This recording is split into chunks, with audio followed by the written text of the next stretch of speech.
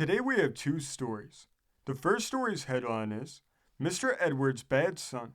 The subheadline says his father paroled for shooting at him and hitting one of the good sons.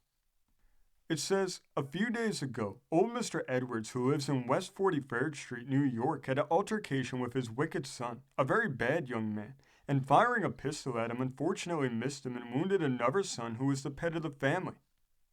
The New York Sun says, a tall, muscular young fellow with a short-cropped mustache and sharp black eyes went to the Tombs Court yesterday and said he was old Mr. Edwards' bad son Charles and wanted to surrender himself.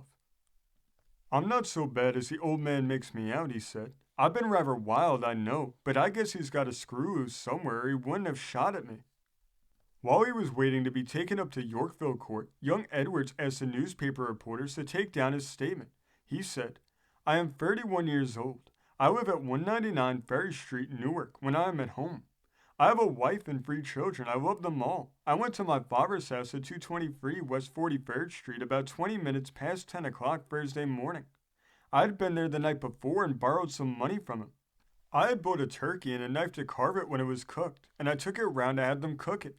I said to Father, Pop, let me have a couple dollars to get home with. He answered, I wouldn't let you have another cent to save you from hell. That's as true as there's a God in heaven, partner. What's the use of my lying? I went to Mose, that's my crippled brother, and he told me I'd better get away and not bother Father. Father then spoke up saying, Harry, chuck him out. That made me mad. Harry spoke kindly to me. I always liked Harry. He was not sour a bit. Said he, Charlie, old fellow, better go away and come back when Father cools off. All this time, I had in my coat pocket the carving knife I had bought to carve the turkey with. Harry saw it, said he, better give me that, Charlie, you'll do harm with it. I told him I was going to cut the turkey with it. In trying to get the knife, Harry backed me into the back room. Harry tussled me a little. Then Mother came in, I threw the knife on the floor, and Mother picked it up and threw it behind the bookcase in the room where Father was sitting. Father said to Mother, what in the hell does that ruffian mean by carrying on in this way? He came into the back room and said, look out, Harry, and I'll fix that ruffian. He fired. Harry got the bullet and I got out. Father always carries a revolver. I've been kicked and cuffed about by my father ever since I can remember him. I've been in state prison. I've been a cowboy and a heap of other things, but somehow Dad's always interfering just when he ought not to, and he and I quarrel. Old Mr. Edwards was arraigned in the Yorkville Police Court yesterday morning. His flowing white hair was carefully brushed and he supported himself on a heavy cane. Justice Murray knew him and bowed recognition. Mr. Edwards told his story in a tremulous voice. He said Charles had attacked him and his other sons with a carving knife, and that he got out a pistol to frighten Charles, not intending to fire it. I would rather have died myself than have shot Harry, he said. Captain Killian hurried to say to the court that he did not blame Mr. Edwards for shooting at Charlie. The young man was a loafer from toenail to head and had been in state prison 2 years for burglary. Mose Edwards made affidavit that his father's shooting of Harry was accidental. Mr. Edwards was paroled. Charles was remanded. Harry Edwards will get well. The second story has a headline, a Gypsy Camp. The subheadline says, the Queen pitches her tent near the upper bridge. This article originally came from the Santa Cruz Sentinel on November 7th. Hold your chips, gals, while your old mother speaks with the gentleman, was a feminine command that came in an authoritative tone of voice from out of the interior of a tent on the river bottom.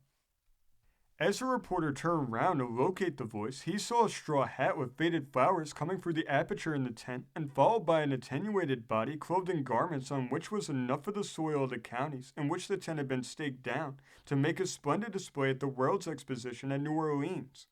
The body straightened itself out, and it was seen that the face was seamed with lines of care. One eye beamed on the reporter, and the other was not in its socket, having been lost in an accident. 2 girls who were engaged in the pastime of making the noonday meal when the reporter approached were asked a question about the camp and the command to them to hold their chips, put a seal on their lips, and for any information about the camp, horses, and the few men who were under the bridge repairing a knife-grinding machine. The reporter had to wait until the aged dame had lit a short clay pipe with an ember from the fire, and after taking a few preliminary puffs to start a ruddy glow in the bowl of the pipe, she sat on a gnarled root of a tree, and with her good eye fixed searchingly on the scribe, she said in accents that unmistakably made her first muttering on the old sod. I'm Mrs. Boswell. I'm the queen of the Gypsies, be jabbers. These two gals are my daughters, and that young man over by the creek is John Boswell, king of the Gypsies.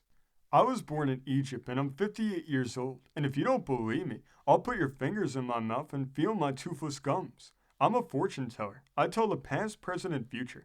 I can also tell the ladies all about their lovers. Our home is in Plymouth, Amador County, among the hills. My daughter with the black hair, who was born in Norway, England, was married in Salmon the other day. We trade horses, grind knives, and tell fortunes for a living. Come down and have dinner with us, and I'll treat you to a rare Old English plum pudding. Good day, sir. And she rushed into the tent again. The camp will be here for a few days, and the gypsies will then go up the coast. The men are swarthy looking, and all obey the command of the queen, as she styles herself. These stories came from the great state of Georgia, being reported in the Weekly Constitution of December 9th, 1884. Thank you for joining us today.